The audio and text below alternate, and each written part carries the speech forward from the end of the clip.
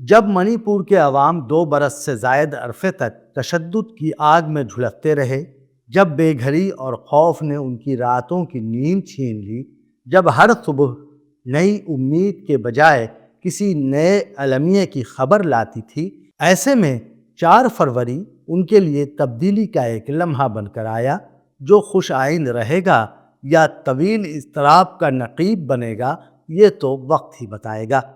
فی الحال خبر یہ ہے کہ شورش زدہ منی پور میں 1 سال سے نافذ صدر راج کا باب اب بند ہو چکا ہے اور منتخب حکومت کی واپسی نے ریاست کے زخمی وجود کو ایک نئی شروعات دینے کی امید دلائی ہے۔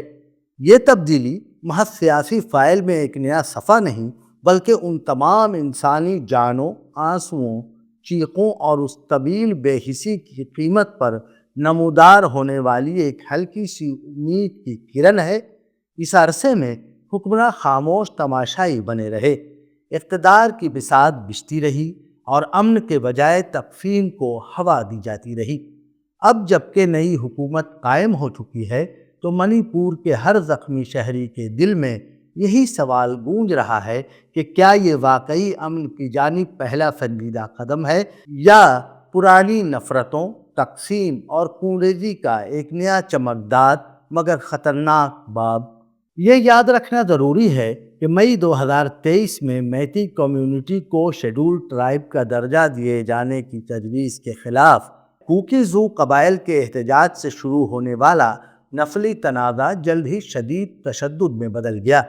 اس دوران کم از کم 260 قیمتی جانیں ضائع ہوئیں، ہزاروں افراد بے گھر ہوئے، مکانات نذر آتش کیے گئے، مذہبی مقامات کو نقصان پہنچا اور خواتین و بچوں سمیت بے گناہ شہری ظلم کا نشانہ بنے۔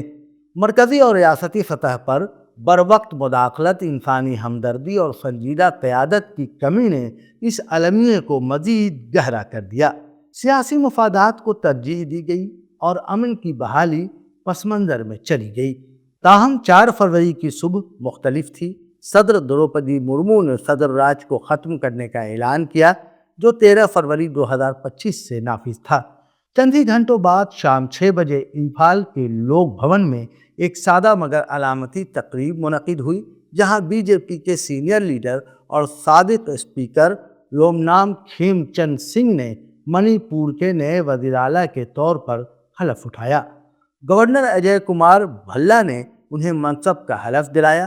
اس نئی حکومت کی تشکیل میں نسلی توازن کی ایک شعوری کوشش نمایاں رہی۔ بی جے پی منی پور نے اس پیش رفت کو امن، ترقی اور اچھی حکمرانی کے نئے دور کا آغاز قرار دیا، جبکہ وزیر اعظم نریندر مودی نے بھی نئی قیادت پر اعتماد کا اظہار کیا۔ لیکن زمینی حقائق بتاتے ہیں کہ یہ راستہ آسان نہیں۔ کوکی ہیومن رائٹس کونسل اور دیگر حلقوں کا کہنا ہے کہ کوکی زو کمیونٹی کی الگ انتظامیاتی مانگ اور قبائلی حقوق سے جڑے بنیادی مسائل کو حل کیے بغیر یہ حکومت محض ایک سطحی تبدیلی ثابت ہو سکتی ہے۔ گزشتہ 2 برسوں کی عدم حساسیت، جب تشدد روکنے کے بجائے سیاسی چالیں چلی گئیں، عوام کے حافظے میں تازہ ہے۔